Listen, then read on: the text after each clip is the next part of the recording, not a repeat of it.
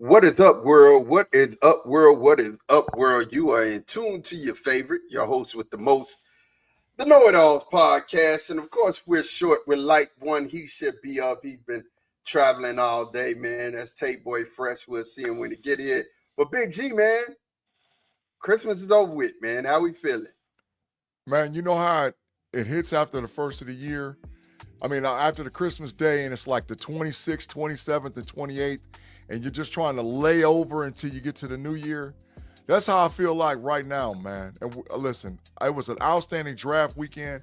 I was very fortunate and had an opportunity to appear on multiple different podcasts, on multiple different platforms to talk about the Steelers and other stuff. So ain't nothing like being able to come to home base, chop it all up. We're going to talk draft. We're going to talk all 32 teams.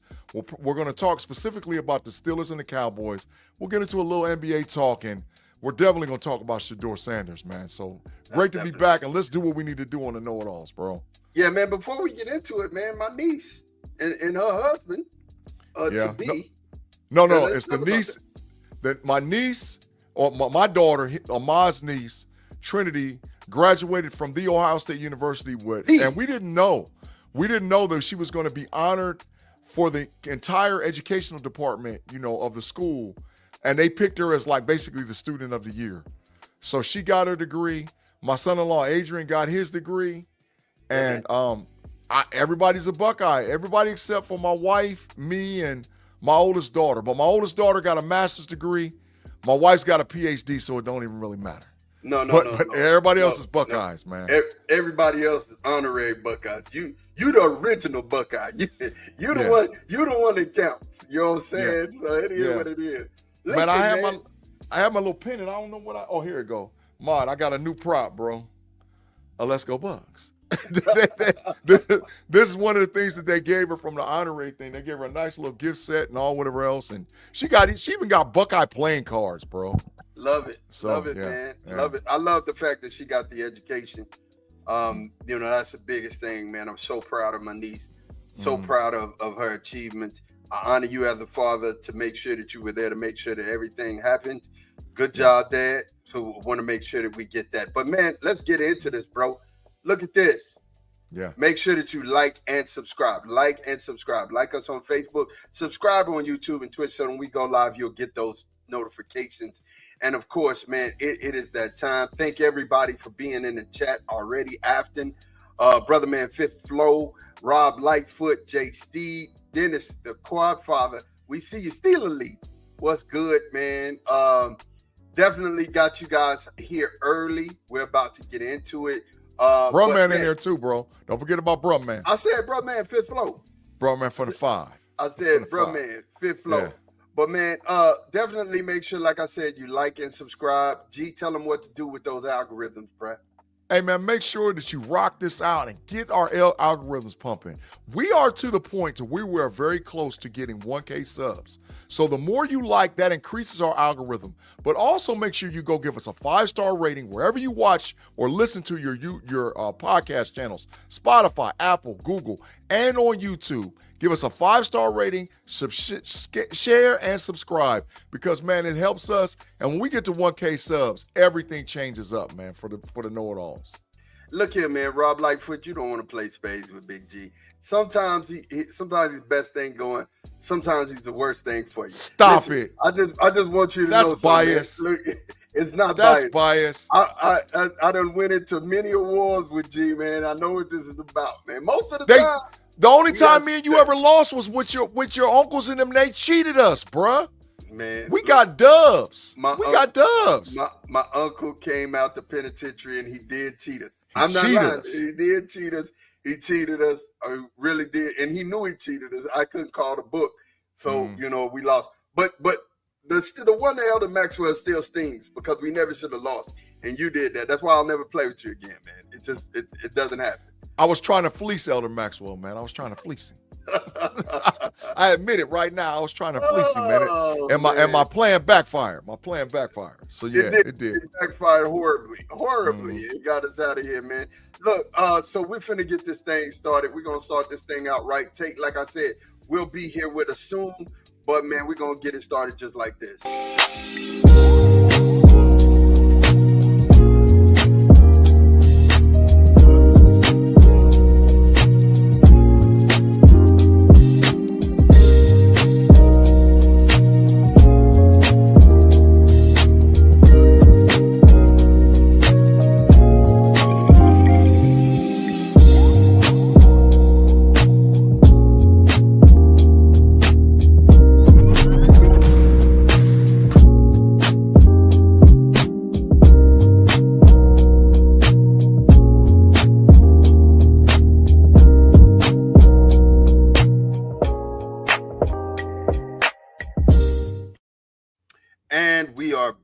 here with the Knoitallz. Look, man, we're gonna start, man.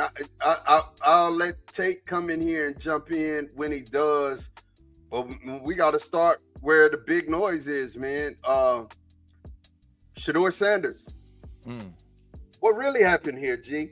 I mean, let's talk about it. This is a man who, for all intents and purposes, the latest he was ever mocked was to the Steelers at 21. We will say that you and I predicted the free fall. We were like, hey, man, this could really end up to where he slides down to the Steelers. And if he doesn't get picked by the Steelers, he could go into round 2. Now, none of us thought that was going to happen, right? Nobody believed that he was going to go past round 2. It just, it is what it is. Shedeur ended up going and picked 144 to the Cleveland Browns. This is a top 20 player, right? Top 20 player in this draft. I haven't told any stories at this point. He's a top 20 player in this draft. Period, point blank. When we talk about what ended up happening is Deion way back around the Super Bowl in March. There's certain teams my son won't play for. We would definitely run the clip, but we don't want to get, we don't want to get. Yeah, we ain't getting struck. We ain't getting struck on YouTube. Stop that. No way. Yeah.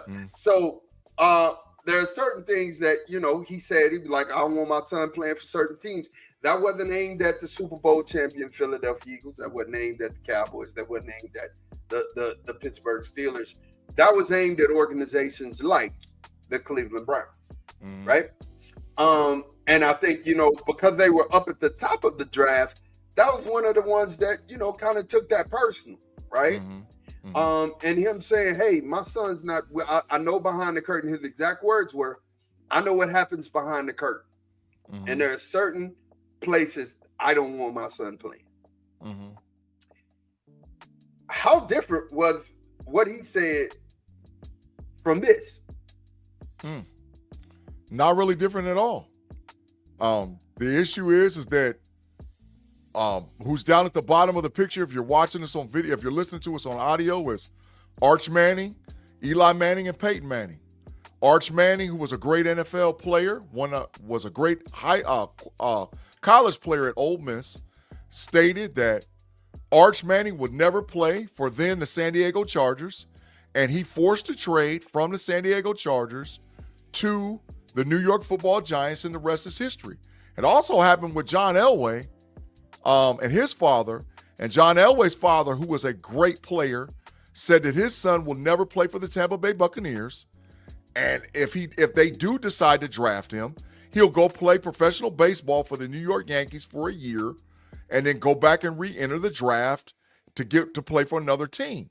So it's not any different in that context. The context is different is that Deion Sanders was really uncheckable concerning the NFL when he played. He had more moxie, more swagger. He was loud. He was boisterous. And a lot of NFL executives didn't feel him when he was playing football. They didn't feel him. They didn't like him. They didn't like what he was bringing to the table. So now here he is. Fast forward, he starts having kids. His son is very good. He's a good player. He's going to play in the NFL. But he comes around, and now he's got this brass, and he feels like he's the guy. And Deion's backing him 150%. And so it was almost not a sense of entitlement, but the sound that he was making was an entitled sound. Yeah. And for whatever reason, the NFL said, not on our watch. Yeah. And 31 teams passed him 4 times, which is unprecedented considering the talent. I could see if it was a character issue. I could see if he had some legal stuff. But make no mistake about this. This had nothing to do with the kid. This had nothing to do with Shedeur Sanders. If we take Shedeur Sanders' athletic ability, we take what he does on the football field, the boy can ball. Like I painted it. 20 best football players in this draft, right? I didn't say anything wrong. We all agree with that, right? Yeah, he was a top, based on talent, he was a top 20 evaluated talent. Some NFL draft evaluators had him about 35, maybe 40, but still not a 5th-round draft pick. Right. Still not a 5th-round draft pick. So this had nothing to do with the kid, if you ask me. This had everything to do with Deion. We're going to show you. We're going to show you Deion. And like Big G just said, they couldn't do it to Deion. Because he was, and this is the point that you got to bring up. This is yours. I'm not going to regurgitate your tape because I'm giving you your credit for your tape. Deion was 1 of 1. Yeah. Right? Deion was 1 of 1. But Yeah. so is Shedeur. Explain. So Deion Sanders, I mean, I don't care what or who you sit down and talk to. Deion Sanders is first team all NFL all time. When you, I mean, to me, as far as corners, there was great corners that played in the league, but Deion Sanders has to be in that too. Now, if you're going to run a different, you'll run nickel, you got 3, okay, that's something different. But when you start talking about top corner to ever play football, it's Prime, right? So Prime, in many cases, is the first NFL athlete whose son had the swagger like he had. There's been other guys that play in the NFL, in my opinion, whose sons have played. I mean, heck, we got one of the Steelers, Joey Porter Jr. He's a junior, right? But I'm talking about best player that ever played his position. This is the first of his kind. He is the absolute first of his kind. And the NFL ain't feeling it. And really, to be honest, no disrespect pun or intended. Coach Prime, man, it's time to back up. It's time to back up and let your son stand on his own 2 feet and his own merit. Because in my opinion, by your cockiness and arrogance, you cost your son a lot. You cost your son. And now I'm not doubting how he raised him as a child. I'm not saying that he shouldn't be arrogant and cocky because, Ma, you know, and I've said this publicly and I'm saying it publicly now, but I've said it privately. What's the difference between Shedeur being cocky and Johnny Manziel and Baker Mayfield? What's the difference? We've seen this before in the last 10 years. Baker Mayfield and Johnny Football Manziel? Yeah. Shedeur's not even anywhere close to those 2 guys as far as arrogant and cocky. Egomaniacs. Yeah. Correct. Total egomaniacs. So, but the NFL tolerated them. So, in my opinion, this was more about Deion than it was about Shedeur. Because like I said, we've seen this from a generational standpoint where dads have played and all whatever else. And here we go now. And Prime, the common denominator in this story, in my opinion, is Deion. It's not even so much Shedeur and Shiloh. It's Deion Sanders, man. It's Deion Sanders. It's Deion. It's Deion 110% all day, every day. However you want to slice it. You know what I mean? He works in the ESPN building. A lot of people like him. There's a lot of people who, you know, still don't feel him for whatever reason.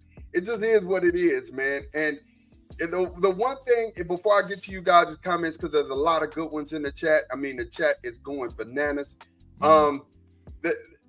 The one thing that I've got to say is that, just like G said, now it's time for you to back up. Yeah. You know, get on this flight, go up to Cleveland, start working your behind off. Yeah. You know what I'm saying? And NFL, they proved their point to an extent. But, you know, everybody was watching.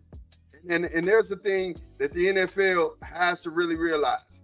Everybody was watching. Everybody watched. RG3, your boy Emmanuel Acho. I seen everybody. Hell, not just professional people who are sportscasters. Donald Trump tweeted about Shedeur Sanders. Yeah, so Donald Trump's exact words says this is a travesty and a shame that a player of this caliber is not being drafted in the NFL. He said it right after the first freaking round. So let's be clear. This was not just a sports thing. This was a culture thing. This was a political thing. This was a lot of things. And so everybody, when you saying everybody was watching, you better believe everybody was paying attention to this. So the NFL, I really believe, don't understand the type of Pandora's box that they just opened with the players and people who are coming, right? Kids are going, the team-friendly deal stuff, you can forget that. You can forget the sacrifice or the stuff that you're gonna ask them to do outside of their contractual obligations. You can forget that. People are gonna be remembering. Jay-Z even said it. Jay-Z said it like this: I'm overcharging people for what they did to the Cold Crush. You know what I'm saying? Yeah, but I don't know if they're going to go that far. It's going to have to happen more than once, man. Because believe it or not, there's a lot of NFL players that don't like Deion Sanders. There's a lot. There's a lot of NFL players that like Prime, that they're down with Prime because he's getting the support at Colorado from great players. Marshall Faulk, Warren Sapp. These are guys, Michael Irvin. These are guys that are supporting Deion. But just as much as those guys that like Prime in Colorado, they can't stand him. There's a lot of guys can't stand him. So it's going to have to happen more than one time. The issue is going to be, and where I think it's going to come down to, is if Shedeur makes the Browns, because I've told you this privately, I'm going to say it publicly, he's got one or two roads. He's either the starting quarterback for the Cleveland Browns next year, or they're going to cut him. They have Joe Flacco. They have Kenny Pickett. They drafted a quarterback who's got a guaranteed contract named Dylan Gabriel before him. They still got Deshaun Watson on the roster, and they got Shedeur Sanders. So he's either going to start or they're going to cut him. So now he's got to do what he's got to do to start, because they're not going to carry him as the backup or the third string just because of the circus and the chaos it would create.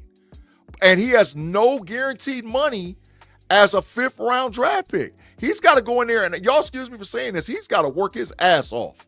And if he doesn't, they're going to cut him.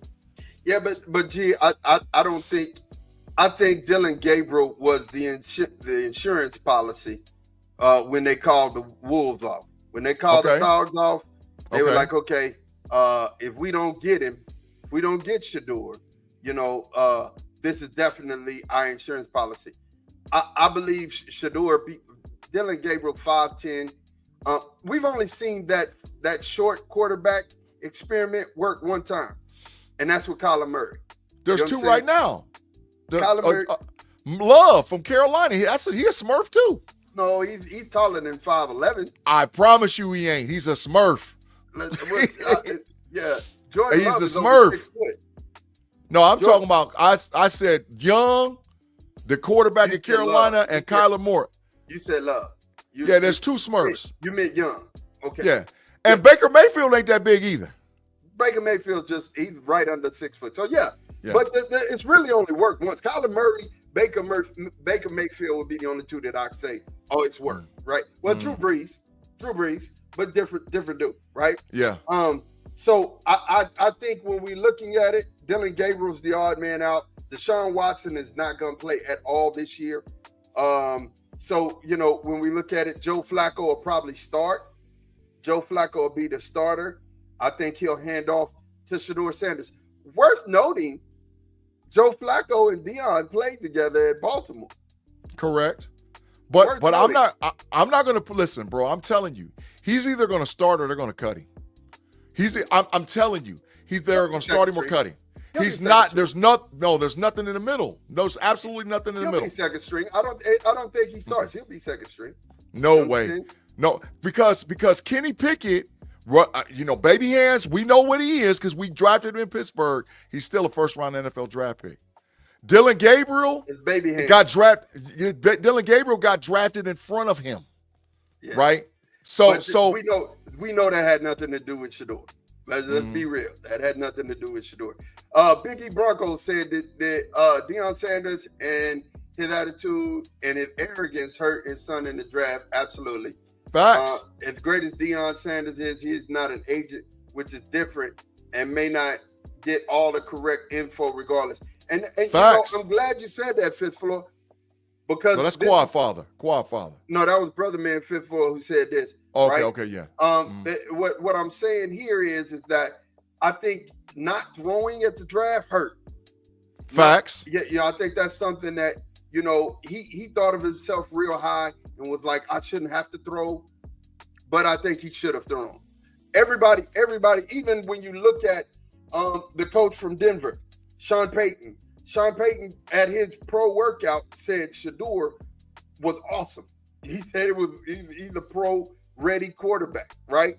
So the pro day in Colorado, he shined, but he should have did that at the combine, I think.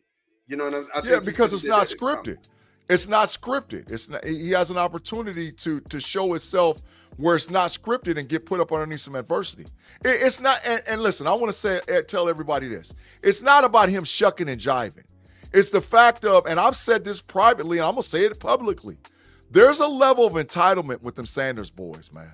There's a level of entitlement, man. And whether who it is or not, because you have to have moxie to start quarterback in the NFL. But Jalen Milroe, who got drafted in front of Shedeur, is humble as humble can be. You know, what we're seeing publicly. Now, privately, it could be completely different. But the moxie's different, bro. The moxie's different. Yeah. Here we go. Dennis said, Quadfather said, it was the league getting even with Deion, and Shedeur ended up Shedeur ended up a 5th round pick and ended up in Cleveland. So the joke's on Prime. Yeah. Because he was like, you know, he really cost him $40 million. Absolutely. Facts.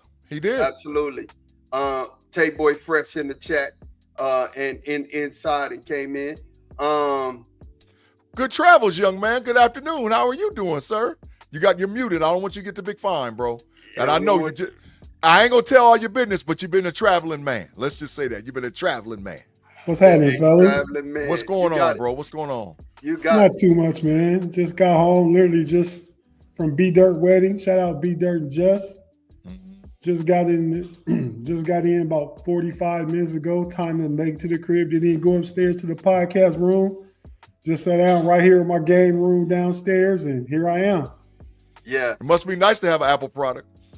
Yeah, it is. It is. That's the comfort of having something dependable. That's all I want to say. That's all I want to say. Your junk is distracting. Shout out, bro, man. Hey, man. Shout out to y'all too, man. My Kia bros. Yeah. Kia. Yeah. Oh, yeah, facts. Know-it-alls. Yeah, thank you, Mod. Yeah. Mod understand acronyms. Hey, man, you've been around young people too much over the last couple of days. You got to really go in, man, and get back in our vernacular, bro. Get back in our vernacular. You've been hanging with young people. That's in your vernacular because you held with the Samsung. Y'all, you held out there in the olden days, man. Tate been in them streets hanging with them youngsters, man. Look here, man. Look here. Before we get off the Shedeur thing, I want you to go ahead and chime in on your perspective on the Shedeur Sanders throughout this whole draft weekend, and then we'll move because we've been on it for a minute. Yeah, man. Personally, I think it was collusive. It was collusion. You know what I mean? I think, you know, Stephen A. Smith said it best to me, man. He had a little clip on what is it? First Things First. That's his show, right? Talking about, you know, the old NFL way of getting back at Deion, not for nothing he did, but how they feel like he behaved. Deion was a bad man. Deion knew he was a bad man. You know what I mean? Deion, the dude that told the Golden Boy, right? Troy Aikman, Deion, they came out the same draft. Going into one of those Senior Bowls or one of them bowls, he said, Troy Aikman better not throw the ball my way. He gonna go in the 3rd round if he throw the ball my way. Sure did. You know what I mean? He was playing football, baseball, played in the NFL game, in the baseball game the same day, played in the Super Bowl, played the World Series. And he let you know he was the guy, though. You know what I mean? How Shedeur act now is how Deion acted 30 years ago. Facts. You know what I mean? Problem is Shedeur is not a unicorn. He's not a once in a lifetime. No. But it's his dad, right? It's his father. He's raised by his father. He's raised to believe in himself, have confidence in himself. You know what I mean? So I mean, he can't not be Deion's son. You know, so I think a lot of teams made a lot of mistakes, man. And I think you're gonna see. I mean, I'm not saying he should have been a top 5 pick. Yeah. I'm not even saying he should have been a top 10 pick. Yeah. I'm trying to say the very least, he should have been the 3rd quarterback off the board. At the very least. I think he should have been 2nd. But I'll give you some teams, I like Jackson Dart a little better, right? Yeah. So, you know, but yeah, man, it was just collusive. I mean, it's not anything unusual. NFL been doing it for 50 years almost, man. Yeah, that's facts. I mean, Warren Moon had to go up north and play ball. If ain't none of y'all watch the documentary on Amazon Prime, The Evolution of the Black Quarterback, check it out. It shows you the history of how some of these guys have been, done over the years. Right. You know what I mean? And Warren Moon would hold a lot of top 5 NFL records if they let Warren Moon come in and play quarterback in his first 5 years playing professional. He had to go up to Canada. So, you add those 5 years in Canada to Warren Moon's numbers, you couldn't argue he's one of the greats. Mm-hmm.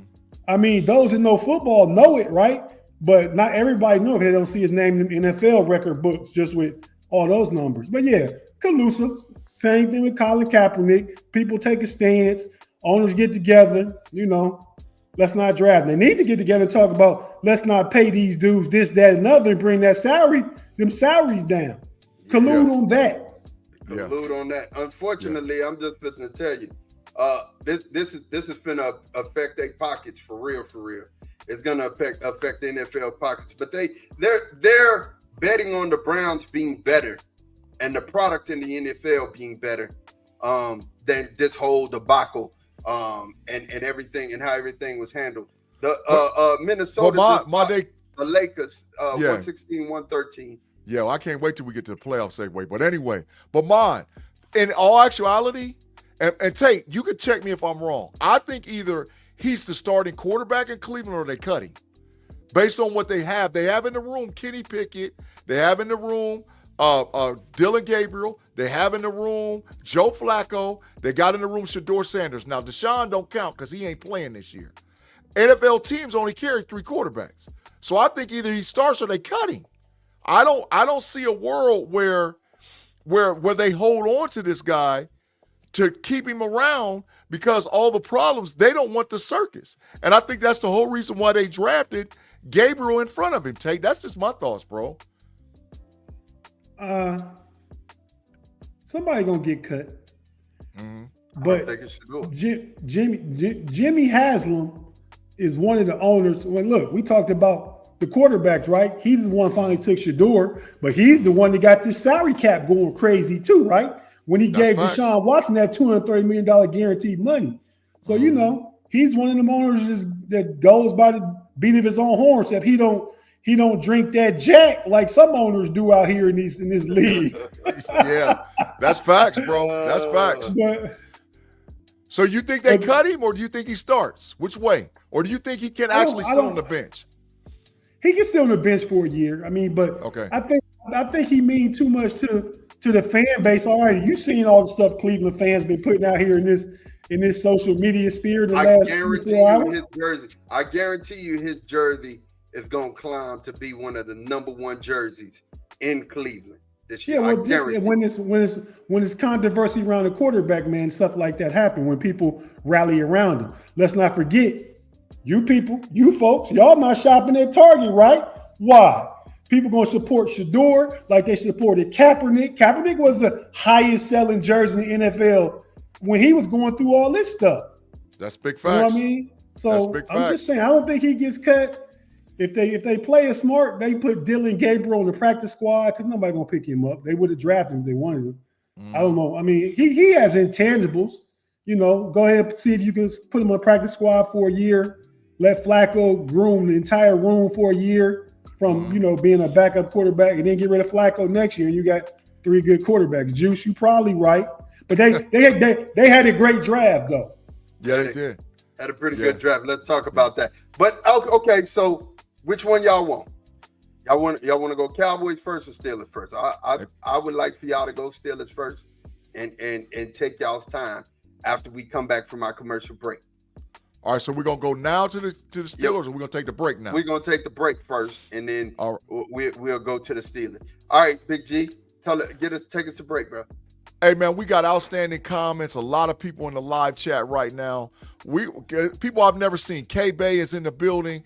S. Dresden, Andre Green, Juice Bellamy. We done had a lot of folks. Hey, listen, I got to say Sir Claude Bishop because I lost the bet.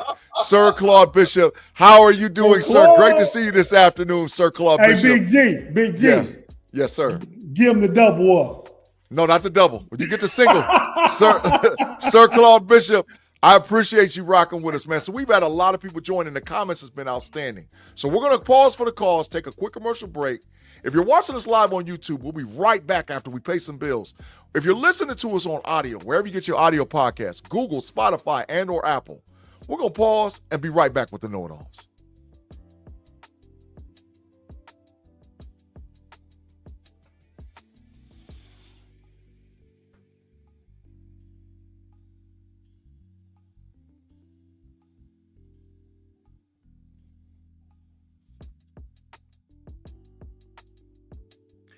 And we are back with the Know It All podcast. Of course, man, let's talk about this, man. Steelers draft. Big G, you take it in, and I'm sure Tate'll jump in a minute. So I'm gonna be honest. I crashed out on our second pick. I straight up crashed out and I was being biased, and I had to correct myself after our second pick at pick 83. I was being biased. So when you actually go back and you look through the draft, you look at the film, because I started watching film literally last night. I watched it through this morning. I was up this morning watching film early, right? And you look at the film and the productivity that they got with this Pittsburgh Steelers draft, it's an A. There's no doubt about it. This is an A. Derek Harmon is really Cam Hayward's replacement. Derek Harmon is a day one starter for the Pittsburgh Steelers. Derek Harmon can play up and down the line anywhere that he needs to play. Dog. Caleb Johnson is a faster version of Najee Harris, and he's a little bit heavier. He's about 228. Najee bulked up to like 240 and he got slow, but he's faster. But he fits the scheme for a zone, inside zone or outside zone running scheme for the Pittsburgh Steelers. And it's not by accident that you see him with that black and gold in Iowa, and now all of a sudden he's going to transition directly into the Pittsburgh Steelers. The wild card, Jack Sawyer. This is the wild card pick. Who is he training with right now?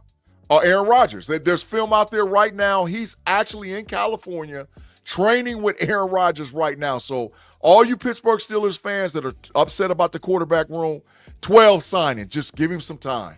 So Caleb's up fit. Jack Sawyer is the wild card because of this. And, I'm going to say it, let's go Bucks. But Jack Sawyer is not a traditional 3-4 defensive end for us. Jack Sawyer is either going to have to drop weight or bulk up. If Jack Sawyer bulks up, we're looking like Kiesel or Aaron Smith. But if he slims down, now what can he do as far as athletic ability for the Pittsburgh Steelers? My favorite pick, Yahweh Black, man. Gee, Money Christmas. When he was still sitting on the board and I saw him, I said, oh God, we got to get this dude. Because I was salty we didn't get Walker earlier. But Yahweh Black is a dog. 6'4", 6'6", 336 pounds. They're going to primarily have him playing maybe at the nose. He can slide out to the edge, man. He was a steal in the 5th round. Now here comes my bias. Will Howard, a project. Will Howard's a winner. Will Howard excelled at Kansas State. He got the national championship trophy at Ohio State. He's played with NFL talent at least at Ohio State. He can blossom and turn into something, and he's athletic. He can run RPO football, and he's not scared to hit anybody. So I like him. The homer pick, Bruner. His dad is actually a scout in our player personnel department. He's a small linebacker. He's 6'1", 227 pounds. But Cole Holcomb's 6'1", 240. So he's a special teams guy right off the bat, but I think he'll be a Steeler for a little while. And then the kid Kent out of University of Central Michigan, man. Listen, if he was 6 foot or taller, he would have been at a minimum of a 3rd round NFL draft pick because his tape shows it. He's 5'10". So he's going to have to fight with Eccles and Beanie Bishop at that corner slot. But if I have to give a grade, and this is just my opinion, of the Pittsburgh Steelers draft matching, because you also got to throw DK Metcalf in that. DK Metcalf was our 2nd round pick. The Pittsburgh Steelers got an A draft, in my opinion. They did an outstanding job. I'm proud of the Pittsburgh Steelers, and we're continuing to build the needs. And I got to give a shout-out to Claude Bishop. Claude, you said they was going to build in the trenches, and I was like, After I saw that first pick with Harmon, I said the Steelers will never, ever get gashed again based on what they just did with Harmon, Sawyer, and Black. So I give Claude props, just because we get stuff right or the Knoitallz gets right. When Claude gets a lot out of the matrix and he does something right, shout out to you, Claude. Outstanding job, man. I'm telling what had to be going on, man. Tate, Go ahead, man. Yeah. Tate, go ahead. It's on you, brother. Yeah, man, I agree with a lot of what Big G said. If you told me, it's not like I didn't want Harmon, right, to tackle, and condolences and prayers to his family. His mom just passed away the day after he was drafted. It's our first time podding since that happened. So yeah, prayers and stuff to the young man's family. And Tate, yes, sir. while we right there, bro, Kyron Lacy, the prayers still go out to Kyron Lacy and his family, man. This would have been a weekend where they would have been celebrating their son going into the draft. So condolences there as well. Absolutely. Yeah. Far back to the draft, Harmon was a really good pick. It was in question with me, not that Harmon would be a good pick, that if Hampton was there, the running back was there, do you go with Hampton? I think he got took just before by the Chargers, or was he taken after? right after the pick after Tate. Okay. Yeah. Well, so yeah, they wanted to, and if Shedeur was there, but we saw what happened to Shedeur. We've already kind of talked about it. So, and the Steelers proved that they really had no interest in Shedeur because they could have got him in the 3rd and 4th round. Facts. Well, not the 4th, but the 3rd. When they took Jack Sawyer, they could have had him. He was gone by the next time they picked it, 156. They traded back to 164. So yeah, he was gone by then. But if the first Harmon, Johnson, Sawyer, Black, and Will Howard, great picks. I know Bruner because I remember his dad, Mark Bruner, tight end, drafted out the University of Washington also. I think he was like a 2nd round pick back in the day. Really good. Facts. Inline tight end, number 87, if I remember correctly. Good blocker. Solid receiver. Tight ends were different back then, though. He played his role back in the mid to late 90s. So, But his son is following in his father's footsteps. His dad is a scout, is one of the Northwest Coast scouts for the Steelers out there. He was the one that really cultivated the relationship with Fautanu, because he obviously played at Washington with his son last year, right? Yes, sir. Yes, sir. Danny Littlejohn and asked this question twice. Can you and G answer that? Question, Tate, a Big G mod. How come the Pittsburgh Steelers picked all Big Ten players except Dante? What about the SEC? Well, I saw where Mike Tomlin and Omar Khan was giving their final draft presser, and they were asked that question. Anything to that? Tomlin said they don't think was really anything to it. Just the Big Ten got so many schools and so many good schools and so much competitive football. That's just the way it worked out. I don't know. Big G may know Mr. College football over there next to his boy Joe Klatt. I go to Big G about anything else college football. But I don't like, far as the draft goes, the more Big Ten players drafted at Big G or more SEC players drafted. Big Ten 102, Big Ten 79 SEC. Oh yeah, we got him this year. We did that math. Yeah, we got him. So yeah, I'm digging it. But it was. Shout out to my cousin Jonathan Edwards, my first cousin. Well, yeah, my first cousin Craig's son, who got undrafted free agent but signed by the Indianapolis Colts, and has a really good chance. We're trying to see if we can't get him to come on the show. Got the SEC guy who potentially come on the show. But yeah, I think far as the question, I think it's just how it worked out, right? Oregon 3 years ago would have been in Pac-10. Facts. And we wouldn't get Big Ten wouldn't get credit for that. You know what I mean? Iowa and Ohio State have always had excellent football players. So they're football factors. That's nothing new either. Facts. Back to the draft, I think everybody they got was a leader on their team. Facts. You know what I mean? So they have that football character, that DNA. We talk about Derek Harmon, best player on Oregon's defense.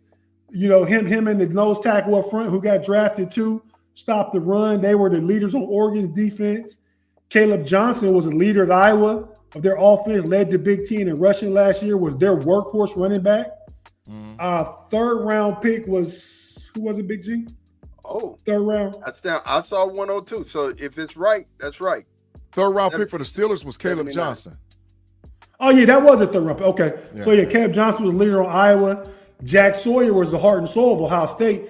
Kid out of Columbus himself. He's the best recruit coming out of high school. I don't know that he lives those expectations, but if you watch the college football playoffs, he was instrumental, along with Will Howard. We only got to talk about when I get to Will, leading the Ohio State Buckeyes through the playoffs. Yeah, they lost to Michigan. I saw a meme on Facebook earlier. My wife showed me, like Will Howard was on the bench calling to Jack Sawyer, and the caption said, "We finally got our gold pants," because Jack Sawyer never beat Michigan last 4 straight times. Oh, Big G, and I got somebody in B Dirt's crew from the web. I got to get you with them. So y'all want to hear y'all debate Ohio State, Michigan one of these days coming up soon. Bring it on. Man. No, it's a her. Oh, bring her on. Bring her on. It's a her. She actually works at Michigan. Oh yeah. Come on with it. And I met the dude John, man. The dude, the agent guy that was up there in Michigan with y'all during the game. Yeah. Great guy, man. Great guy. Yeah, really nice dude. Says he's gonna get us some Michigan players or some of the Michigan players that play for the Bengals to come on some of our podcasts and stuff too. So that's cool. Facts. Just so the first 5 picks all great. I love Yaya Black's pick. That's that nose tackle you wanted, and he's the leader. He's going to command the double team. He was the leader of Iowa's defense. And then even undrafted free agents, they got the Sebastian, what's his name, the safety from Iowa. Another good pickup. Yeah. I got to do more homework on Bruner. I know he's a good special teams guy. I know he led Washington in tackles, so he got a nose for the football. I know that much about him. The kid out of Kent, I hear he has a lot of physical capabilities, but I don't know haven't seen any tape or anything about him, so I won't go there. But I give the Steelers, those first 5 players they have added to the team, I'm happy about it. You know what I mean? We didn't get our quarterback, but I think that's due in part because they already knew Aaron Rodgers is going to sign this week, and they kept all the draft capital. They didn't trade anything for next year. Plenty of draft capital, and probably more compensatory picks to come. So things still had an excellent draft. I give them a B+. So you guys, before I leave the Steelers, talk to me. I'm gonna read the list off because I didn't get a chance to graphic it for us. Your UDFAs, your undrafted free agents. Sebastian Castro, safety. That's what I'm talking about. Iowa. JJ Galbraith, tight end, South Dakota. They pay him money too. He got like a $30,000 signing bonus to come to. Facts. Yeah, that's facts. Nice versatile tight end. Ben Sauls, a fullback from South Alabama. Kicker from Pittsburgh. Rock Taylor, wide receiver from Memphis. Hold it. This is the kid that might make the team. You're hearing me say it now publicly. This kid from Memphis can make the team.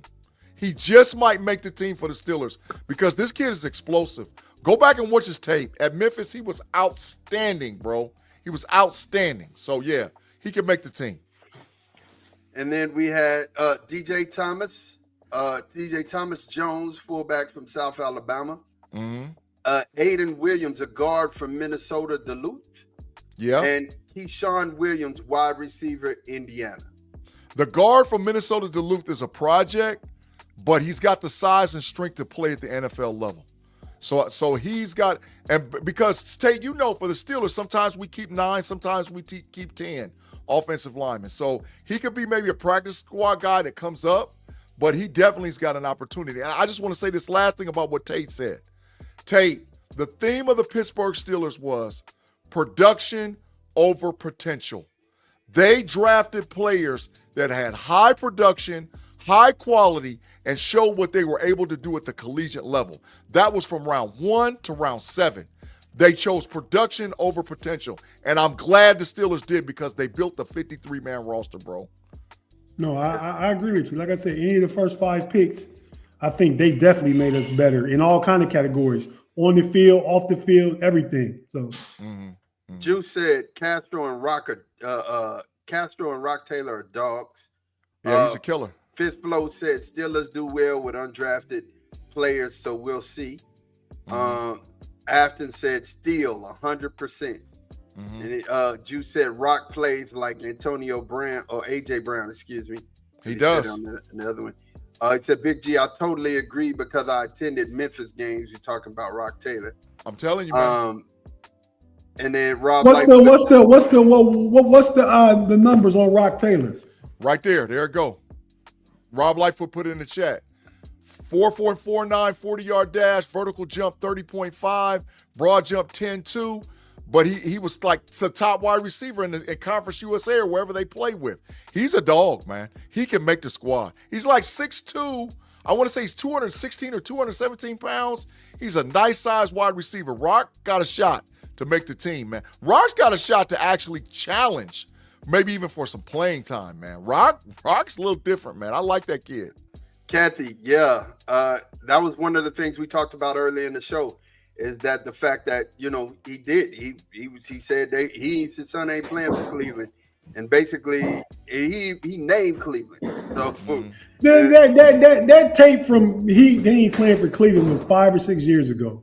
Yeah. So I mean, again, I think Deion did a good job of staying out of it. Really, I mean, the perception is he's all in it, but I think he really did a good job of staying out of it. And how many parents out there wouldn't get involved in whatever their kids are doing? Oh, so, yeah, I'm not going to hold nothing against Deion for whatever stance he took. Yeah, being a parent. Yeah. I'm not going to, again, we talked about the Archie Manning thing. We talked about the Mr. Elway thing. So we brought it in. Let me address this. Nobody drafted Isaiah Bond. Yeah, I'm going to tell you why. Really? Isaiah Bond had the pending case against him. Facts. For grape. And, basically. For rape? What you say? Grape. We don't say the word you get flagged for saying the word grape. So okay, my grape. bad. Grapes. It's good. Make wine in. Great. Yeah. I'm just trying to throw the YouTube algorithm off. Yeah, let's make some wine. Go ahead.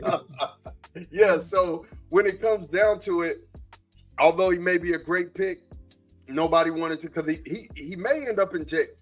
This one, he tried to bribe the girl, and she kept the receipts.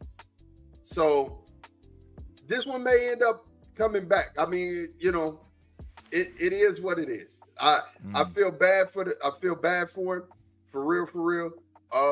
But it's one of those. If this was allegation number 1, I'd say, oh, he's gonna get over it. He had one at Alabama. So that's all I can say.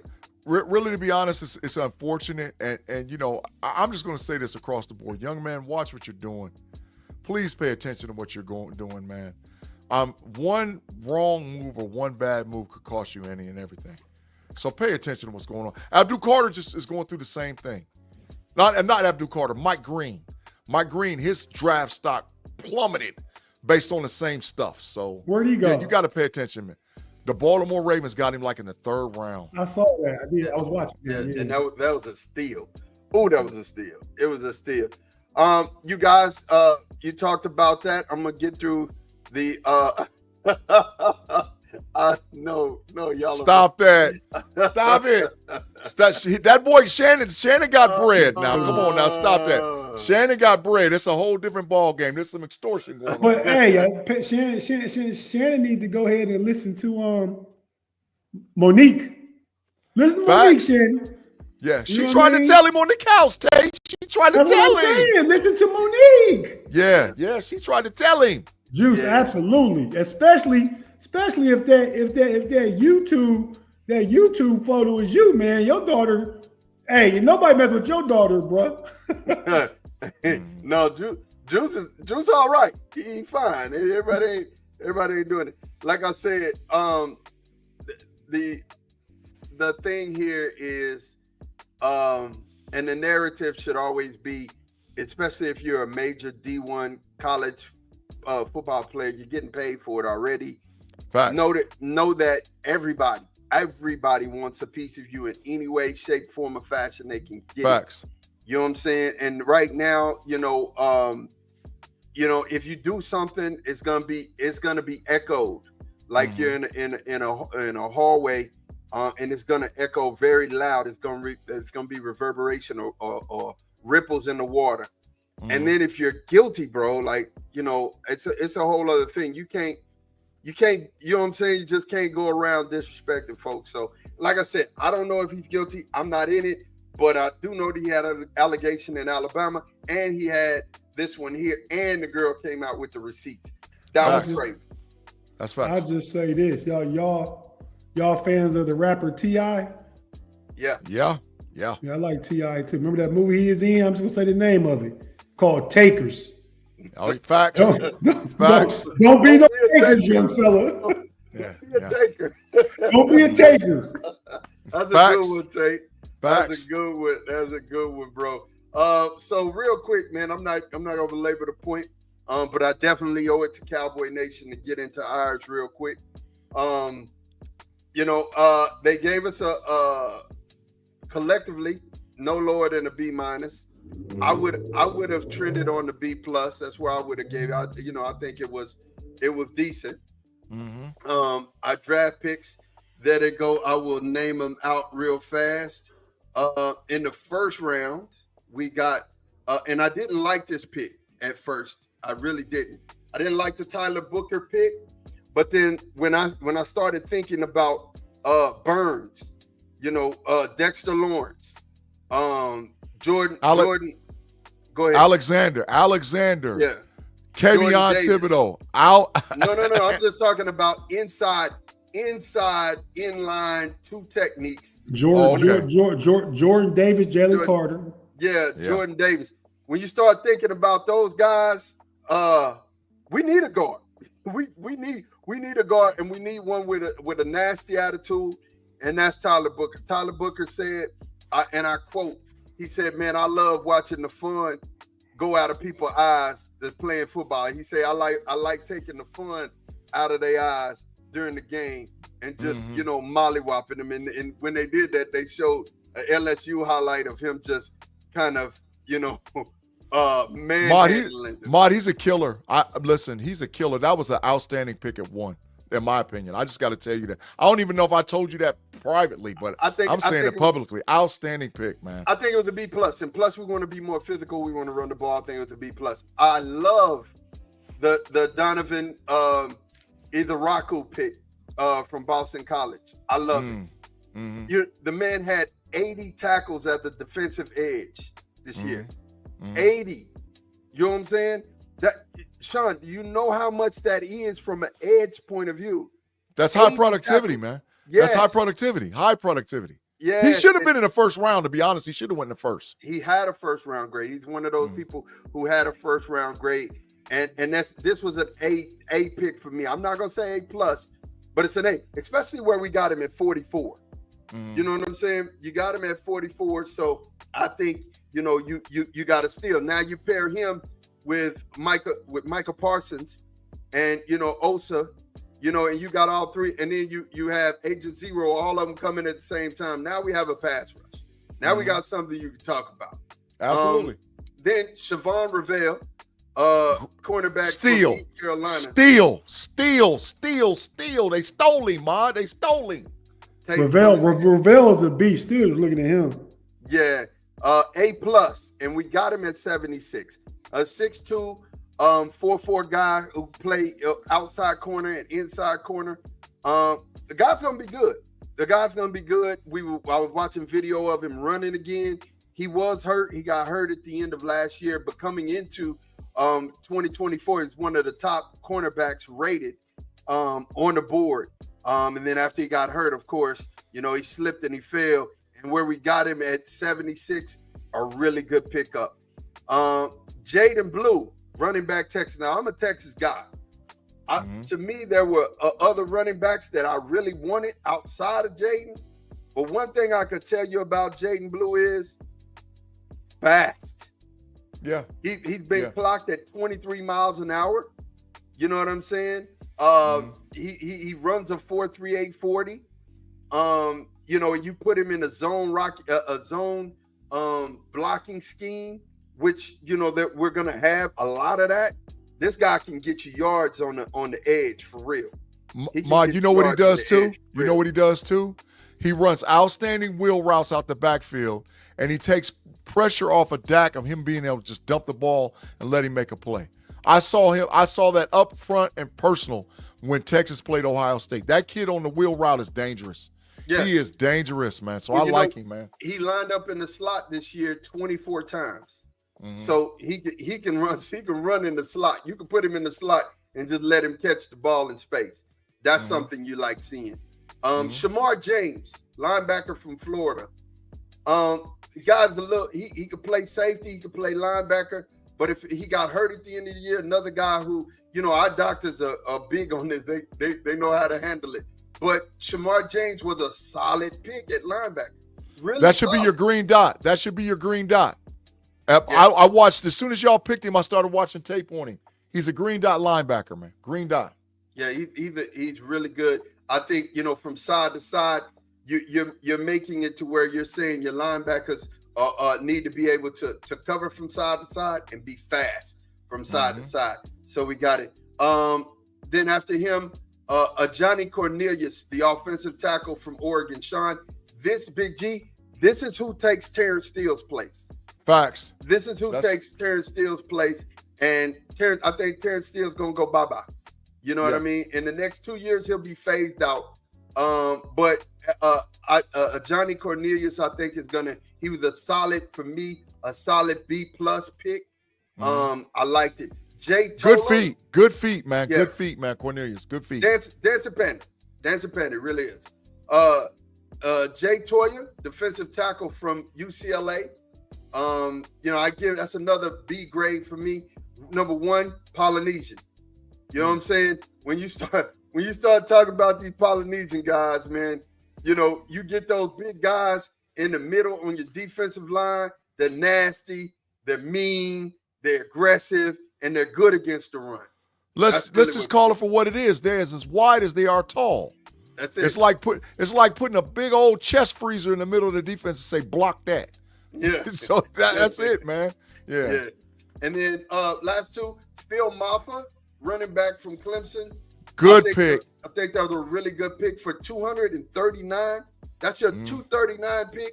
Phil Maffa was a really good pick, right? And then Tommy, I can't even say his last name, defensive tackle from Maryland. We needed defensive tackle help, and I think that's where you went. It's your last pick. You throw that one up on the board. To answer your question, Claude, how many of them make the team? All of them. I think all of them. All of them. I think all of them will make the team. Sad to say, I think our practice team, we're going to see Afton's guy in Austin's zone go to the practice team, running back, whose father works in the scouting department. I don't know why I'm drawing a blank right now. Deuce Vaughn. Deuce Vaughn will be a scouting team running back. I think that just is what it is. I think Jaden Blue is a bigger version of Deuce Vaughn.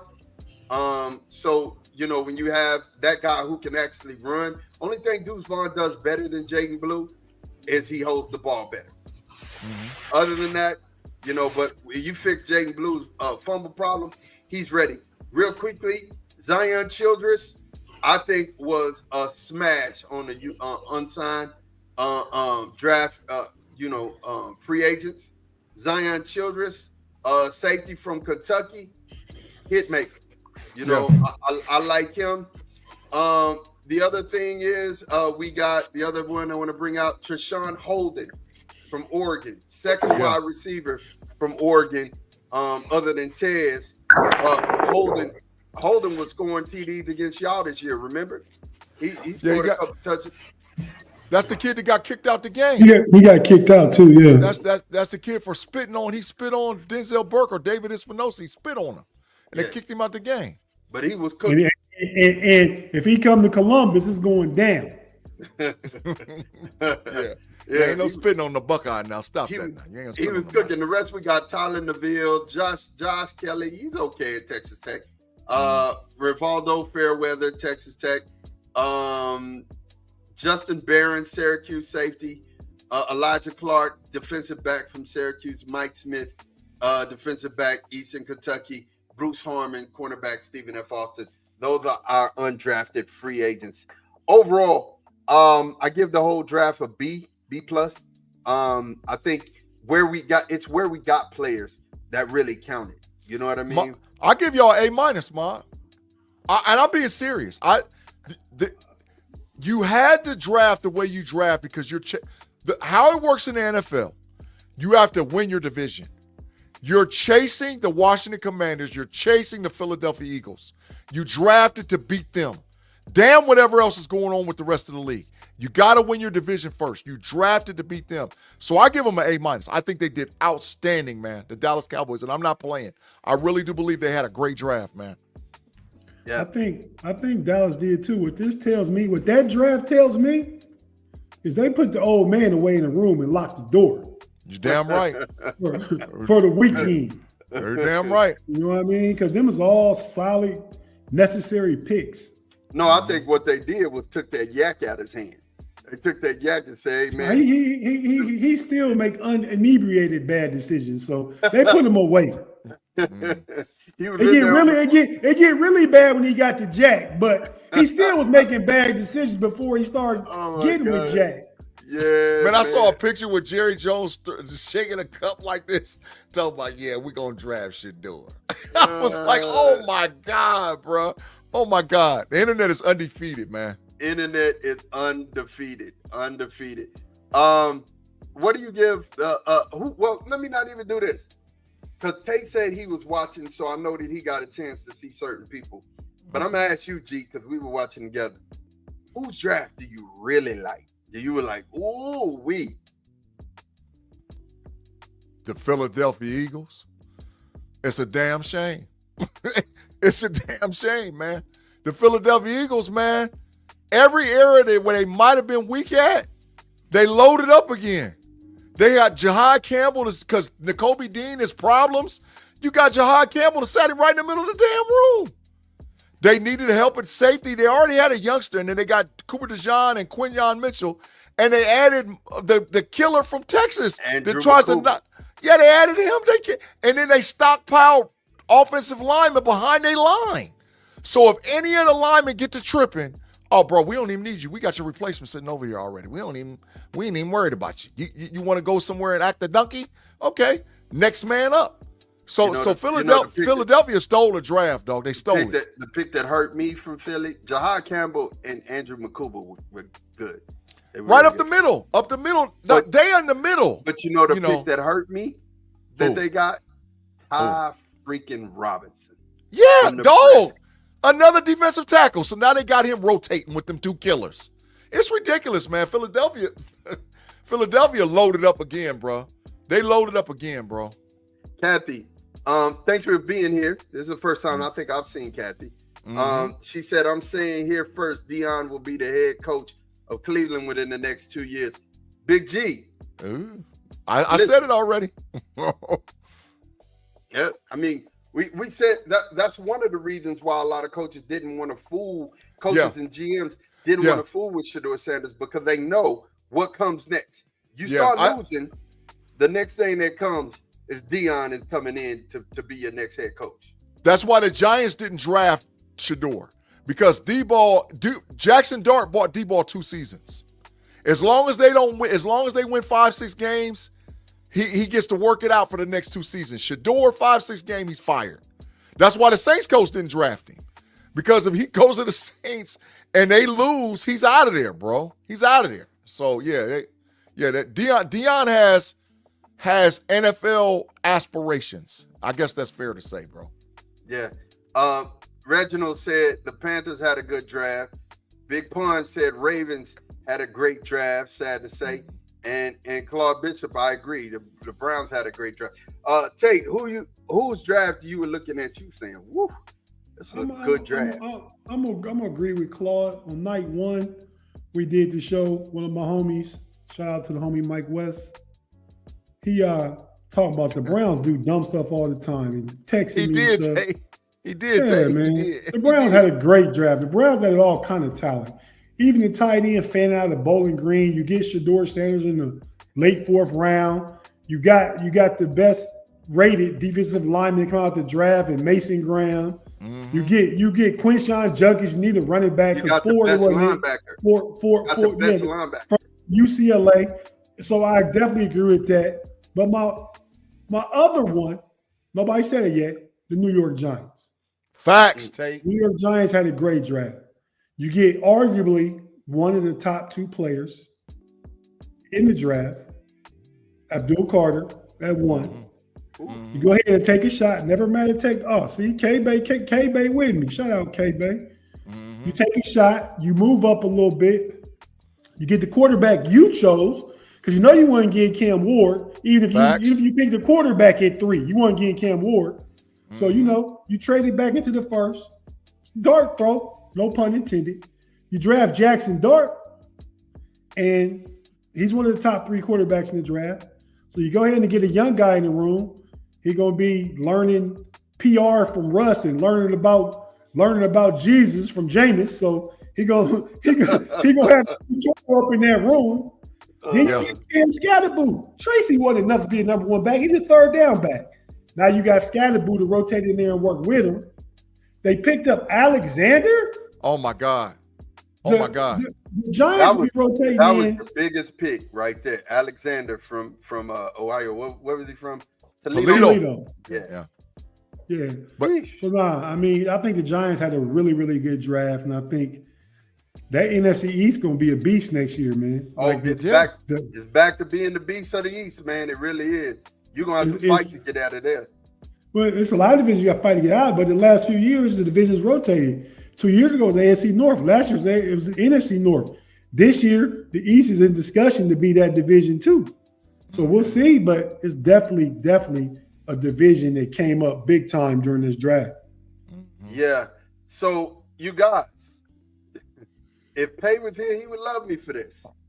I'm gonna tell you, the Bears had a solid freaking draft, man. That's facts. The Bears had a solid draft. That's facts. Colston Loveland at tight end, Luther Burden the third at wide receiver.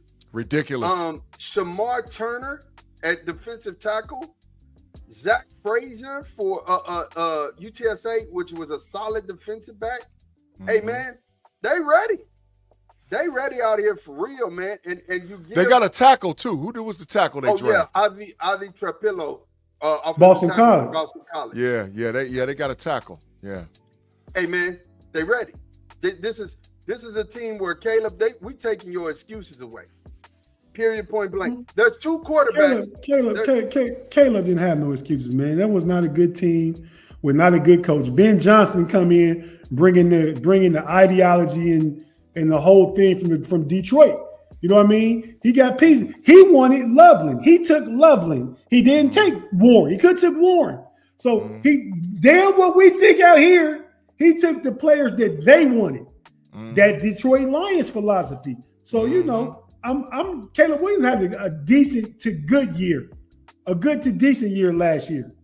See, people saying Loveland is a reach, but it's still the guy he wanted. People were saying Jack Campbell and Gibbs for the Lions was a reach, but look what they done did since they've been there. Destroyed the NFL. Destroying them. That's what I'm saying. They got Sam Laporta too. Laporta was a reach too, and he killing the league too. Yeah. That Detroit Lions philosophy is a good one. Yeah, and you know, like I said, there are 2 quarterbacks to me who they're taking their excuse away. They're saying, "Look here, we about to do something, and we about to make some moves. It's on you." But the biggest one to me is down there in Jacksonville. You have to play this year, brother. You Trevor Lawrence, you got to be the first round pick that we saw. You know what I'm saying? Hey man. The Cleveland Browns just took a page out of the Pittsburgh Steelers with fleecing. They fleeced the hell out of the Jacksonville Jaguars. What they got this year, why Tate said they had a number 1 draft, because they fleeced the Jaguars, and they fleeced them next year. They got their first round next year.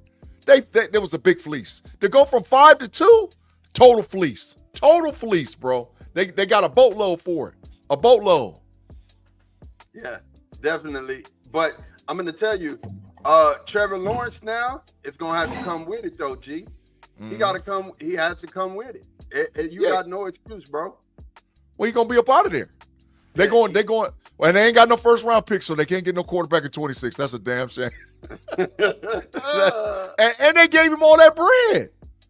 They gave him all that bread. Yeah, they married to Trevor Lawrence, so they got to make that work. Put pieces around them. I don't know. I would probably trade away all that draft capital to move up and get another, even as good as Travis Hunter is, another wide receiver. I mean, well, that's what they're counting on. That's what they're counting on, Tate. They're counting on Travis being their number 2 with Brian. What is it? Brian Thomas is there? Yeah. Thomas. He's playing wide receiver. They said he's going to get limited snaps at cornerback. They said he's starting WR right off the back. It's not like they haven't had pieces already. I'm more question Sunshine, man. Mm-hmm. You know what I mean? Because they had Evan Ingram. They had the kid that just went to what was his name? Big G, the wide receiver just left. Christian Kirk. Talking about Christian Kirk. Christian Kirk. Got Travis Etienne. Got the running back, came out of Ole Miss. You know what I mean? They had pieces. To me, Trevor Lawrence is not that dude. I'm not saying he don't got all the potential in the world and, you know, from the measurables and stuff, but the NFL game shook him up. I mean, you know, we thought he was Andrew Luck and all that coming out. He's not. Tate, you know they got our dude too. They got Tootin, dog. Yeah, they got Tootin. They got Tootin to run the rock with Etienne. Nah, Etienne gone in. Etienne was a first round pick. They're probably not gonna pay up his 5th year option. He out here because they got the boy. They're not cutting the boy from Ole Miss. His name misses me right now. Tank Bigsby. Tank Bigsby. He's their number 2. He went to Auburn. Yeah, he went to Auburn.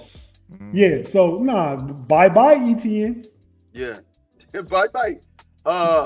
So they're saying that the Falcons had a C draft. I don't understand that. Because they traded back in for Pierce. The Falcons traded back in and they ended up getting 2 defensive ends. They got Williams, the kid out of Georgia, and then they traded right back in and they got Pierce. Listen, Atlanta ain't had a pass rush in 50 damn years. They got to get somebody to go get the quarterback. Yeah. They had to, and they got 2 of them. We talked about that.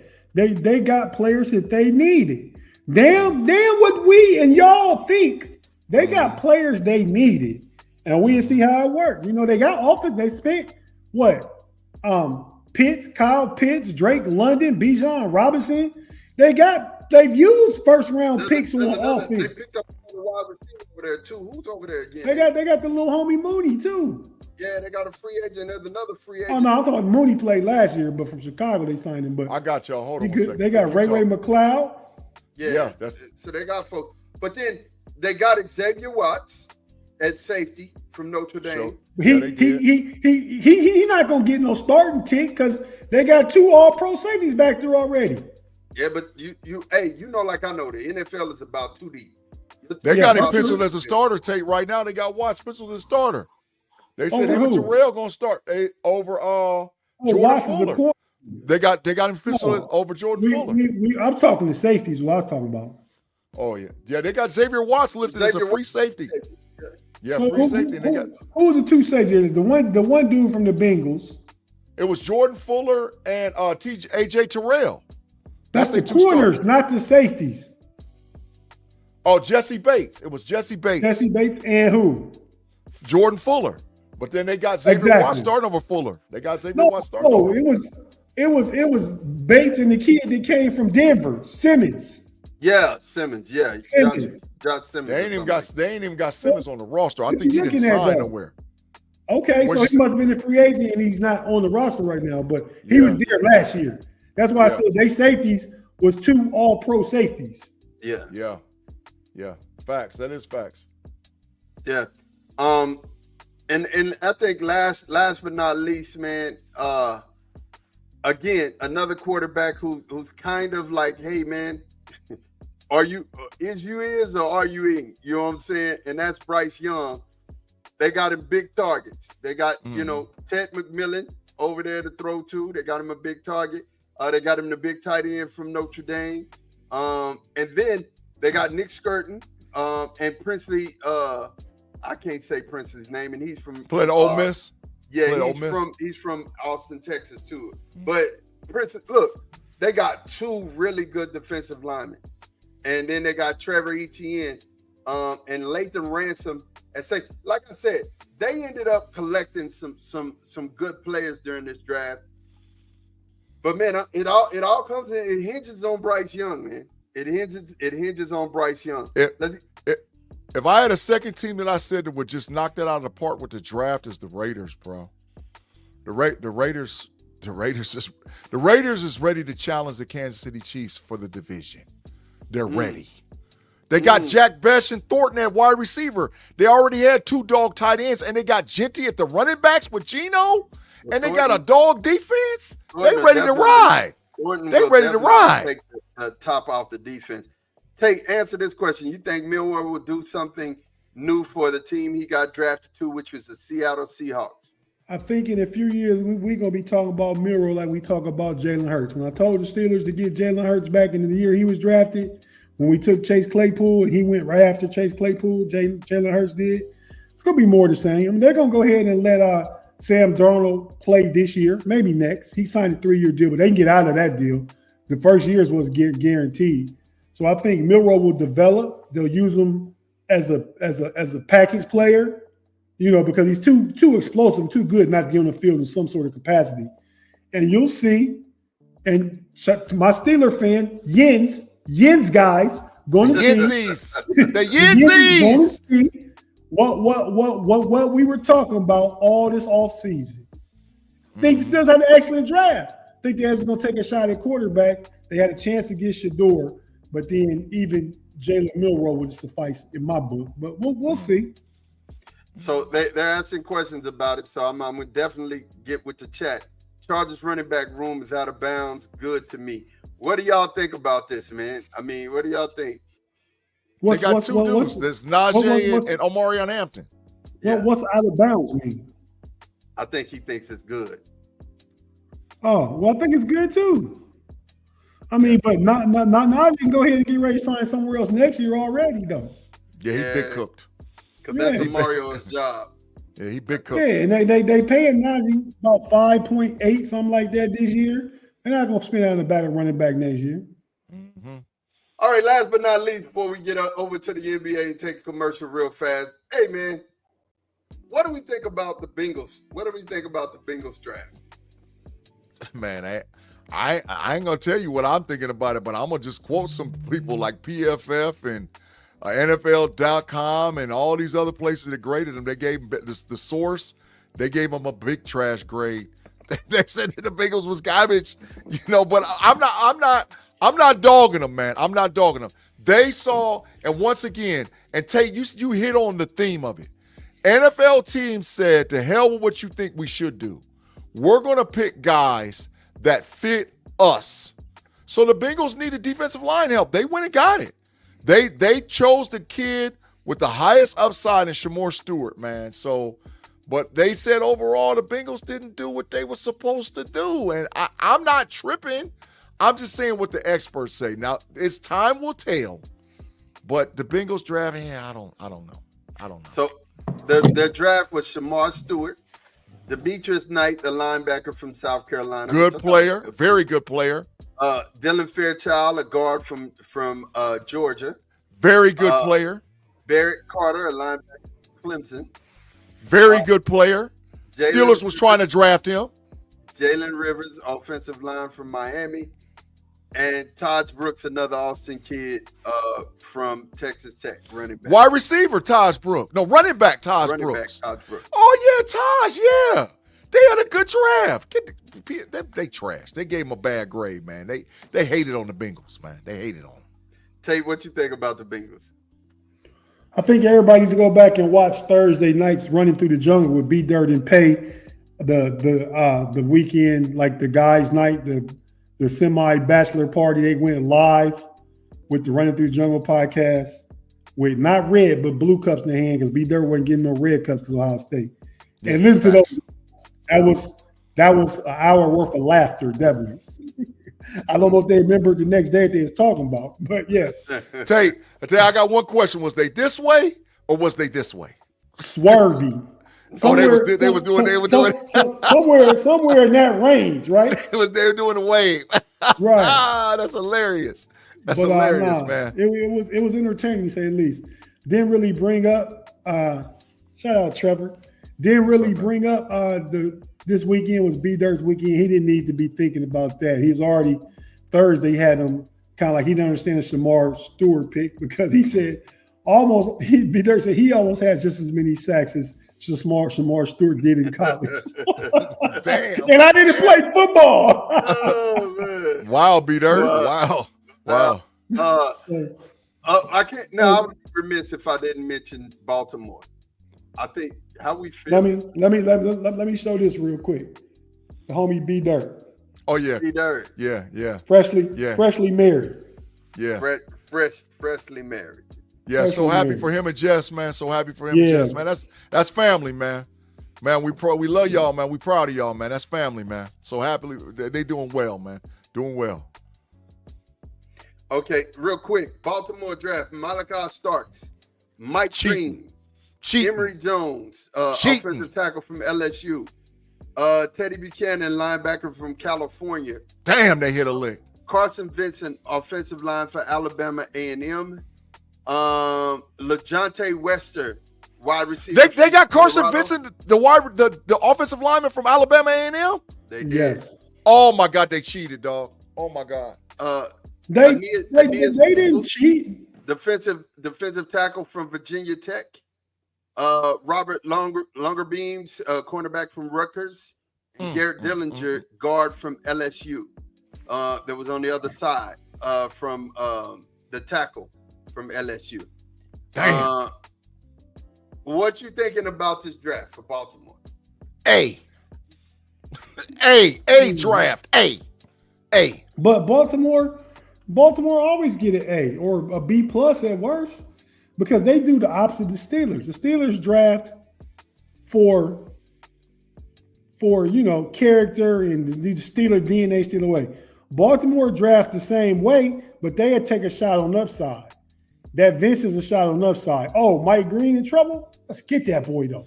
2 years ago, they took the boy out of Michigan, Ojabe or whatever his name is, who was injured. Baltimore took him. They take shots, man. They want to fill their room with talent. That's what I be preaching all the time, man. Give me dudes in the room. I can work with problems in coaching. If it don't, then it's on us. They out of here. But nah, man, go ahead and give me talent in the room, man. For real. I like it. They got Malachi Starks and Kyle Hamilton, dog. Dog, what the hell is going on, man? We got problems, dog. We got problems, man. And be glad they got Malachi Starks and not Nick E. Yeah. Oh my God. Yeah. Oh my God. Yeah. All right. So let's go ahead and take this last commercial break before we get into the NBA, man. Go ahead, G. Take us to the commercial. Hey, man, thanks for all the live comments. We got a lot of folks in the live chat today. We're appreciating all you guys rocking with us. If you're watching us live on YouTube, we just got to pause for the cause, pay some bills. If you're listening to us on audio, wherever you get your audio podcast, Spotify, Apple, Google, wherever you listen to your audio, we'll be right back with the Knoitallz podcast.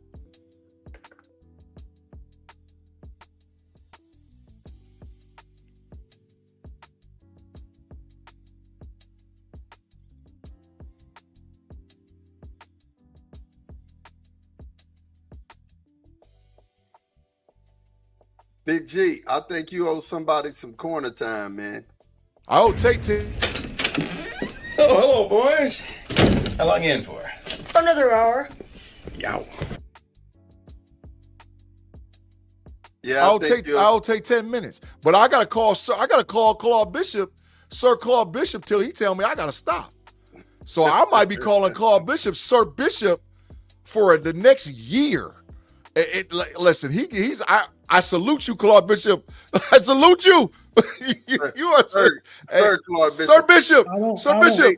Tate, they love your takes, man, about having talent in a room. I would say I don't know what they're. Thank you, everybody. I don't know what all they was talking about, but you can say that about mostly everything. I say though, out this group especially. Oh my gosh. Oh my gosh. Y'all know it to be true. No. Big G even added to the legend of his new name, Fitty Fitty. That's Big G's new name, Fitty Fitty. When you see my big cap to say 50-50, it's gonna be boss. 50-50. Fitty Fitty. I'm trying to get to 65-35, Tate. That's my goal. By the end of the year, I need it to be 65-35, maybe 70-30. I'm going that way. Yeah. Oh my God. All right, so look here, man. The Thunder beat the Grizzlies. That's over with. Series is gone. Thunder get them out of here. Swept them 4-0. The Nuggets and the Clippers are tied 2-2. Yep. The Lakers and the Timberwolves. That was a game that just went down to the wire. Minnesota's up 3-1. Tate, what did I tell you? Tate? Hey, I told that was a tough pick for me because I had Minnesota as my sleeper. It just so happened how I fell out. They had to play the Lakers the first round. Now, Minnesota was the Western Conference Final last year, and I've been giving them credit all year. So but I picked the Lakers because I'm picking LeBron and Luka. But it's no surprise to me if Minnesota is taking that series, and then if they play OKC, bye OKC. What Kathy said? What she said? Look, China needs to get more. Oh my God, from Blanco. Oh my. That's hilarious, man. Kathy, I don't think is a Laker fan. No, she can't stand. No, but can't stand it. Sound like she's not a LeBron fan. The Lakers can't be liked. Hey, so the Rockets are down to the Warriors 2-1. I told you, G. Yes, big facts. He did tell me. Yeah, Cleveland is. Yeah, well, you said it. I remember you saying that they're young.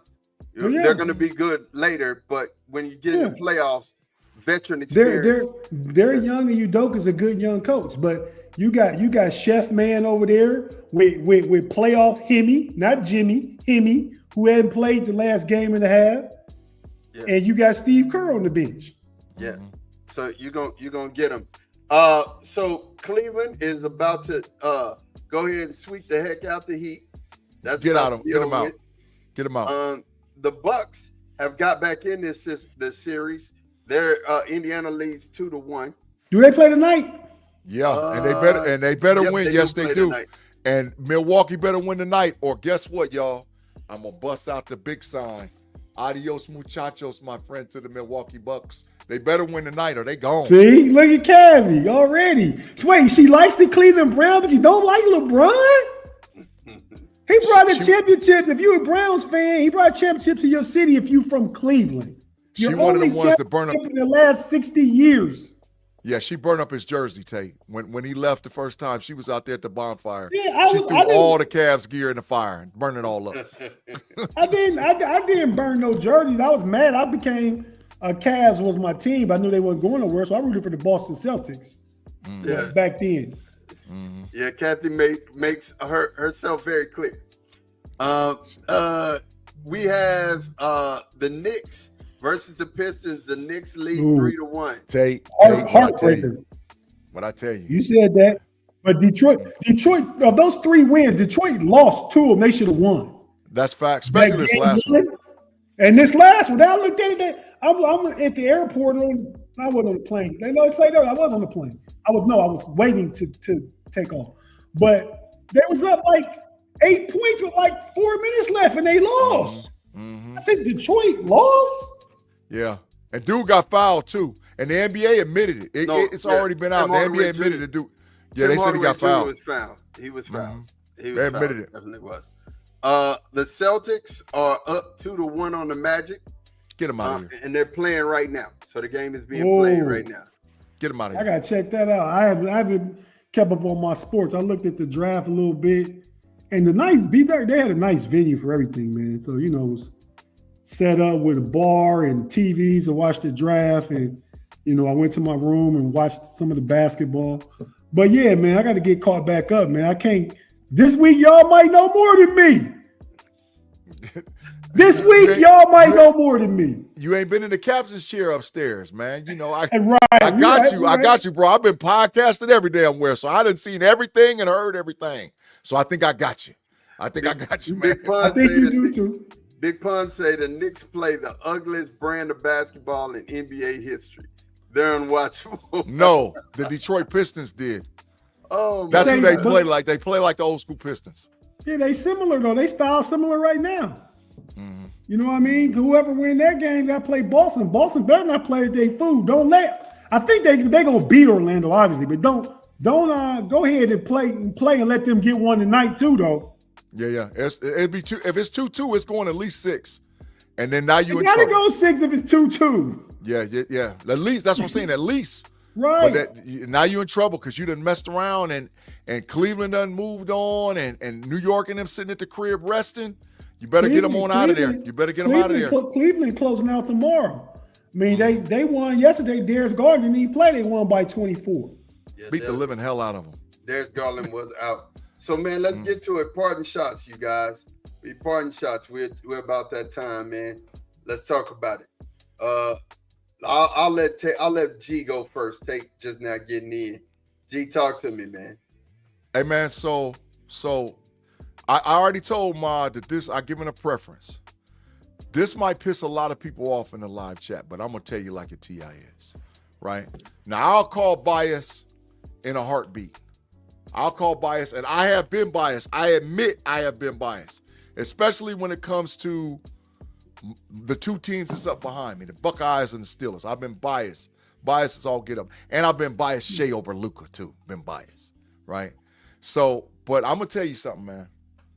Whether you like it or not, or whether you agree with it or not, the shift in college football is going back to the Big Ten. 2 years in a row, the Big Ten has dominated college football. I'm saying this in a way to tell the SEC, you better move over and make room for Texas. I saw how they treated them with their first year in the conference.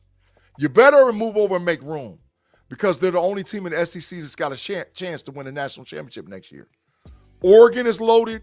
Michigan is loaded. Penn State is loaded. Ohio State is loaded. They're all loaded.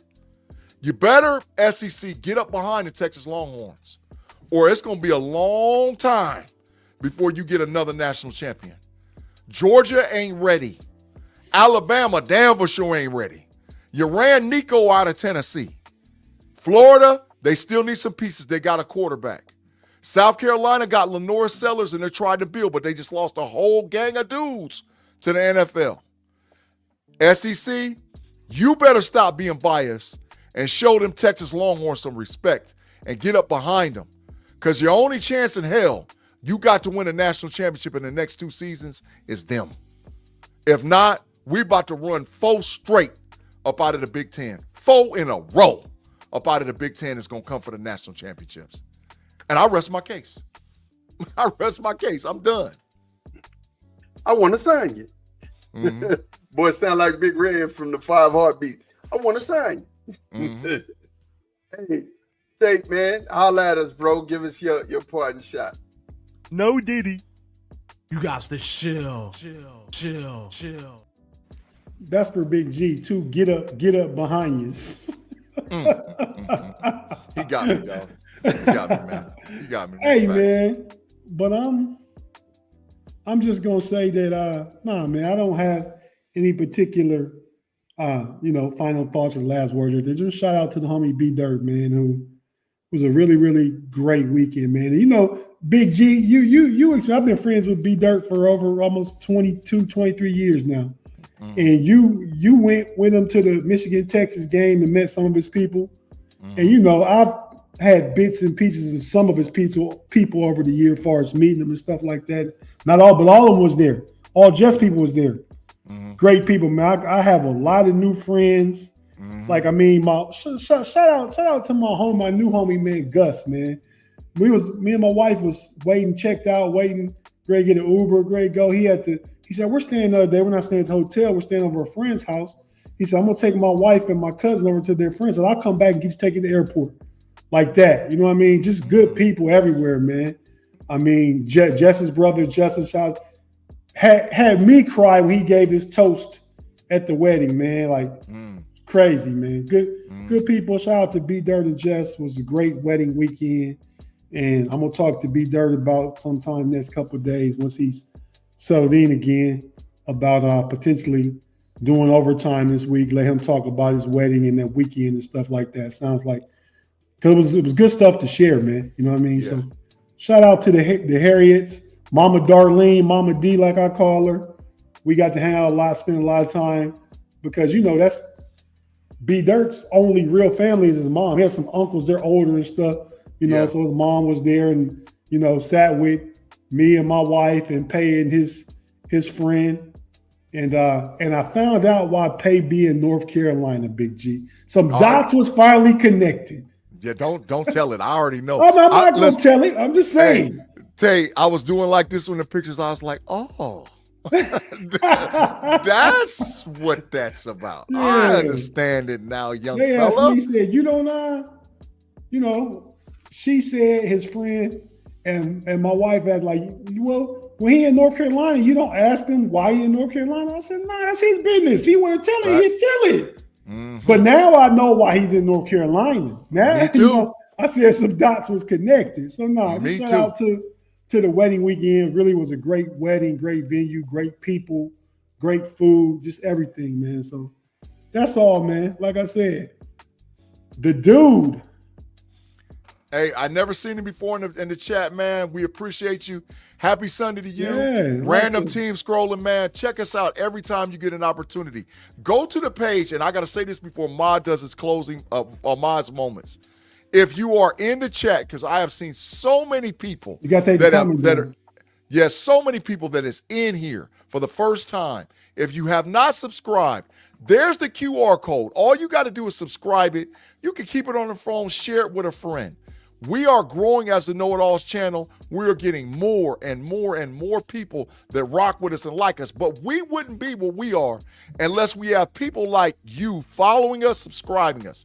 Go give us a 5-star rating, subscribe to the channel, share it with all your friends. Help us get our goals to get to the 1K subs so that way we can continue to move forward with the Knoitallz podcast. And we thank you in advance for your support. We really, really do. Not at all, dude. You remind me of, man, with your YouTube photo, man. The greatest man on earth, the Dos Equis dude. Yeah. I don't drink that often, but when I do, I drink Dos Equis. Right. A Big G, and I have bet this coming. BG and I have a bet coming this coming season. He's got to pull against Caleb Johnson all year. I sure bet do. And that Caleb will rush for more yards than Judkins and Henderson. Yeah. But you know what though? I might just go ahead and just take the loss on that one because I'm pulling for Caleb. He's a Steeler. Black and gold, let's go. He's a Steeler. I'm pulling for him. I hope he gets 1,700 yards and we playing in the Super Bowl. That's what I hope. You'll take that loss, huh? I'll take the loss for the Super Bowl. Can y'all see all my gray starting to come in, man? I'm grayed up, man. You got to get that just for men's, dog. No, I don't do that. Just the beard for that. Just the beard. I'm all natural with the hairdo. Claude Bishop said, Rob, you already won. Yeah, because I'm cheering. I'll take the loss. I'll take the loss for a Super Bowl. I'll take the loss for a playoff run. I'll take the loss. Hey, we got Caleb. He's a Steeler, and I'm proud of him. I help. Mason, I know you got number 2, but you need to go and let that young man get that number, man. You go and get number 3 or number 5 or something. Let him get number 2 playing running back for the Steelers, man. Man, look, shout out to my son. He is calling me. They are in the championship game of the tournament, one of the big tournaments that's qualifying, tournaments that you have to play in AAU to go to the bigger tournaments, and they're in the championship round. So I'm really, really proud of him. Proud of you, Deal. Proud of you, Deal. Them and my nephews are playing on the same team, so I'm really happy they're doing their thing right now. Real quick, Mods Moments. This one's gonna be quick. I do want to say, it's important that we monitor our own actions. Big G, I love this. I'll say this to you: trauma creates the pain you don't choose, but healing creates the pain that you do choose. Facts. I'll say it again: trauma creates a pain you don't choose, but healing creates a pain that you do choose. Choose to be healed today. Choose to face the things that you've went through and struggled with in your life. Face them head on. Face them head on. Don't run from your problems. Don't run from your issues. Face those things head on. Because guess what? It ain't always going to be like this. I already made a song about it. It ain't always going to be like this. Today it is what it is. Tomorrow don't mean that it's going to be like this tomorrow. It just seems like that now. You know what I'm saying? Yes, what you did yesterday affects what happens to you today. You can plant a whole bunch of apple trees tomorrow, and then eat of the fruit of it in the future, and could have planted orange trees 2 days ago, and you'll eat of the fruit of that in the future. In other words, what I'm saying to you is, today you control your actions, and today you choose to do what you need to do for you. Understand, nobody is going to change anything for you except you, right? And you can't afford to rest on everybody else's actions, because guess what? I can't control what anybody else does to me. I can't control what anybody else says to me, but I can control how I handle it. I can control how I respond to it. See, the good thing about this is that a police officer, ambulance, they're all called first responders, not first reactors. First, if you react to something, you don't have the tools to handle those situations. That's why they're called first responders, because they're coming with tools to be able to handle the situation they've been called into. And I need for you to be a first responder in your life. Show up for you. Again, I'm just telling you, I'm going to leave you with this. Like I said, trauma creates the pain you don't choose. So our childhood trauma, the stuff that happened to us, we didn't choose that. We didn't choose it. But what we can choose is to be healed from it. And give yourself the opportunity today to stand up and say, man, I'm going to do something different. I'm going to be somebody different. And just because you don't see it changing today doesn't mean that it's not going to change tomorrow. Real quick, I am down 23 pounds in a month, right? And you don't see it, you don't feel it. Even when you get on the scale, sometimes you don't see it. But the way that your clothes feel is different. Same thing with your life. When you start doing certain things and changing, you might not see the changes immediately. You might not, right? But if you keep doing them and you put more time in between doing the right thing than doing the wrong thing, you're going to see things start to change, right? And that's all I got to say. That's Mods Moments, man. If you guys got anything else, make sure you holler at us. Definitely, if you want us to talk about something on shows coming up, holler at us about that. But man, G, Tate, you guys got anything else? Yeah, I will be live tomorrow night on the Knoitallz podcast channel with the Level Up College Football Podcast, Sarah C. and Andy P. Spring ball has hit and went. We got a couple of teams left to play spring games. We're going to have a big conversation tomorrow concerning how the NCAA has rejected this payout and how it's going to affect college football. Tuesdays, I'll be over on the Big Show with my boy Big B. I was with him a lot of times this weekend. We did a lot of Steelers draft stuff and all whatever else, but it's the Big Show will be going on Tuesdays. Wednesday, I'll be back on the Knoitallz podcast with my boy Tate and my boy Kirby. I got to give Kirby a break this week because Claude was right, and we got to let Claude out to jail for a little while concerning my running back take. So it's Sir Bishop. I appreciate you, but I'll be with Tate Boy Fresh on the Knoitallz channel with Smash the Gas. Proceeding on the Steel Curtain Network, me, Tate Boy Fresh, and Shannon Wright will be on with the Pump Your Brakes podcast on there. And then Friday, we'll be right back, me, B Dirt, Pay, on the Homies podcast. I got my homie shirt on today. I was going to talk about B Dirt and Extensive, but hey, man, I'm proud of you, B Dirt, man. Proud of you, man. Love y'all, man. So the Homies and Homies Overtime will be Friday on Steel Curtain Network on for Steel Curtain Network podcasting. Yeah. What, Tate, you got anything before we shut it down? Big G pretty much said it all, man. Just two quick things. I think tomorrow is my night to host on the Knoitallz channels for the Central Division Showdown. That'll be after the Level Up podcast. We're going to talk about the NBA playoffs. You know, the Central Division, still got the Cavs, the Bucks, Pacers still will be playing whatever's 2-2 or 3-1. We're going to talk about the entire playoffs on that tomorrow. Probably about, I think that comes on at 8 o'clock, provided Big G and Sarah C and Andy P then finished up. But so shortly thereafter, I think they started like 6:30. 6 o'clock. We're going to go at 6 p.m. Okay, yeah, they'd be done. Mm-hmm. So, and lastly, I owe a couple people an apology.